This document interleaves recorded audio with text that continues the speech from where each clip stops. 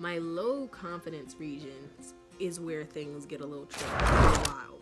The first thing that pops up, which is your low confidence regions, just so I start off, are anything basically below 5%. 4 and below will pull up under your low confidence regions. So I am 4% Ivory Coast / Ghana, which is Guyanese basically. 2% Senegalese.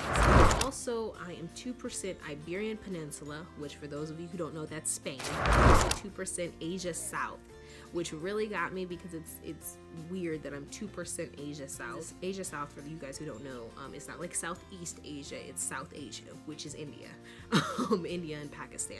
So that's super cool. The next thing that pops up is North African. I am 1% North African, which is, Algeria, Egypt, all of that area. I'm also 1% Europe East. Europe East is like all those cool people in Ukraine and Belarus and the crazy ass Serbian mafia. Like, I kind of wish I was more than 1% Eastern European.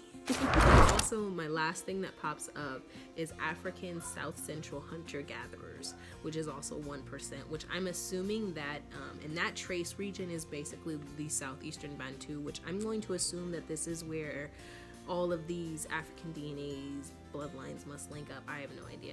It's cool to see. I think that's the farthest back it shows that our DNA goes.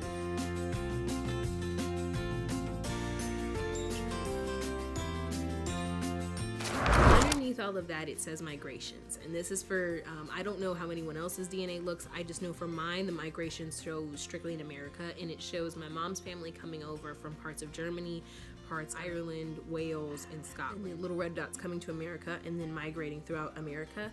On my dad's side, it does not show any of our family coming from Africa, but it does show once they got here where they went. It also breaks it down for any of you who are mixed or are kind of confused about this.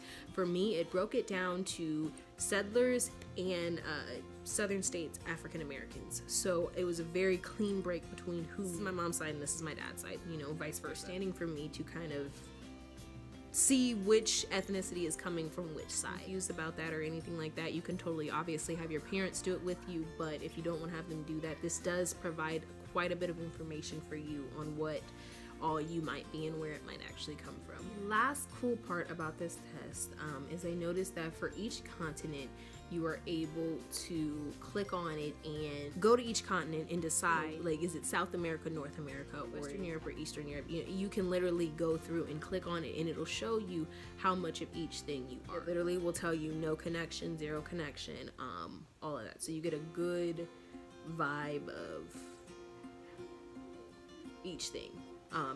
And you can understand a little bit more. So if you're thinking you're something that you've been told you were and you really just want to know because it didn't pop up on your DNA results, you can click on the continent and go further into it to see, like, I am 0% this. It's literally really cool. It's really crazy to see. And it even goes as far as, like, with the African migrations and the slave trade that went on.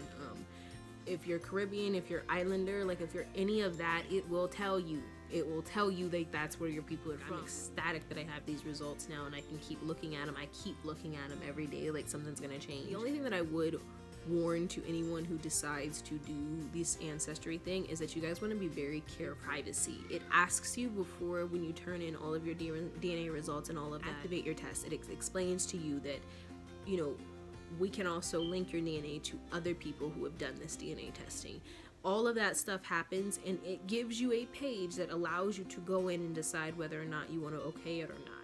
I personally do not suggest anyone doing that. I say that only because you don't want anyone to be able to see your information. So make sure that if you okay your privacy settings and you allow them to share your DNA results, meaning allowing other family members to see that someone on this site has their DNA, just make sure that you're aware of what you're actually doing. You aren't actually enabling someone to see your information. They can see your DNA history. So I hope you guys enjoyed this video. I hope to shed a little bit of light on how this whole ancestry process goes. If you guys have any questions, definitely let me know. Comment below and I will try to answer. Please comment and let me know and I will totally be willing to make a video on it. I totally need suggestions for videos, so keep them coming.